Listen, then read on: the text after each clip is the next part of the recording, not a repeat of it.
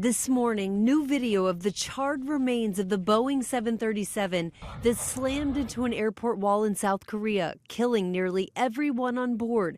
A team of investigators in hazmat suits was seen sifting through the debris field. You can see just how quickly the debris was shot out of that plane, how catastrophic it was. You can see the twisted seats, in-flight magazines, bits of clothing, safety cards. Investigators are now looking at this image, appearing to show a puff of smoke coming from one of the engines of the Jeju Air flight, suggesting a bird strike. Just before attempting to land, the pilots called "Mayday, Mayday, Mayday, bird strike, going around."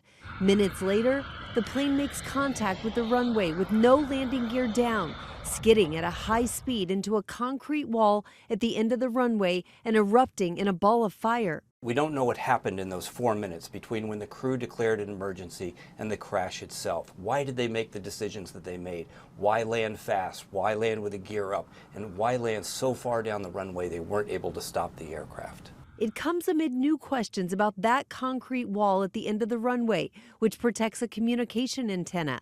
Some experts are asking why the wall was positioned there and why it wasn't made out of a material that would break apart more easily. The only survivors of the 181 people on board were 2 flight attendants seated in the very rear of the plane. One, a 33-year-old man, telling doctors he doesn't remember being rescued. The other, a woman, reportedly in stable condition. Heartbroken families have been gathering at the airport as they await any information about their loved ones. Rhiannon Alley, ABC News, New York.